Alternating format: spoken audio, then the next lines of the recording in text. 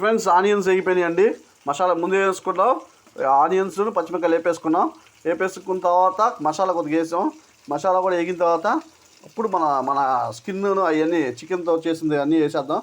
చక్కగా చూడండి, చక్కగా పసుపు కలర్లో మంచి అంతా ఎల్లోగా ఉంది.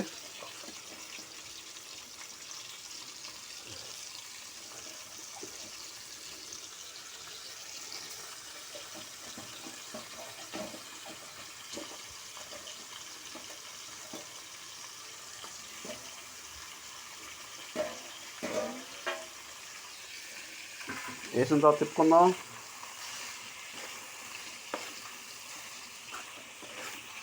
చూద్దాం ఉడుకుతాయా లేకపోతే వాటర్ పోద్దామా. ఈ స్కిన్తోనే ఉడికిపోతాయి యాక్చువల్ అండి, కాకపోతే అప్పుడు ఆ వాటర్ పోద్దాం.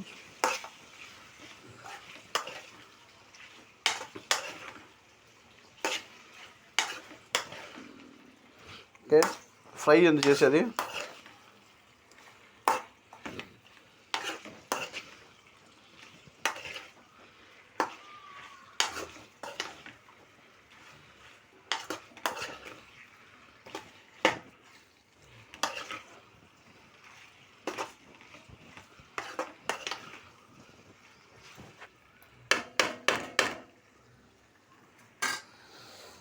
ఇప్పుడు వేసామండి చికెను.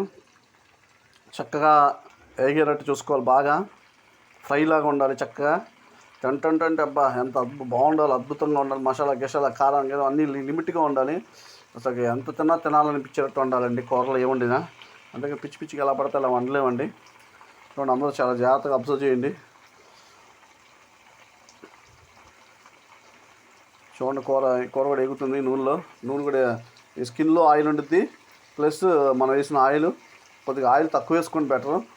ఎందుకంటే స్కిన్లో ఆల్రెడీ ఆటోమేటిక్గా ఆయిల్ ఉంటుంది. ఆయిల్ ప్లస్ మనం వేసిన ఆయిల్ రెండు కలిపి ఎక్కువ అయిపోద్ది. ఆయిల్ కొంచెం చూసి తక్కువ వేసుకోండి ఆయిల్. అలాగే ఓకే, నెక్స్ట్ స్టెప్ ఏం చేస్తాం, కారం వేద్దాం. ఇది వేగిన తర్వాత, ఆ కారం వేసిన తర్వాత ఫ్రై కాబట్టి బాగా చూసుకోండి వేగినట్టు.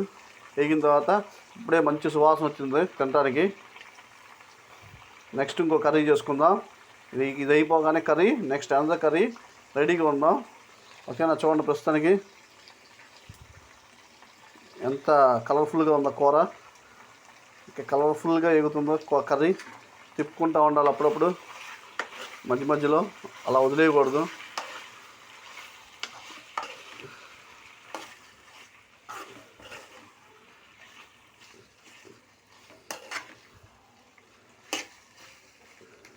ఓకే, అందరూ లైక్, షేర్, సబ్స్క్రైబ్ చేయడం మాత్రం మర్చిపోమాకండి. Have a nice day.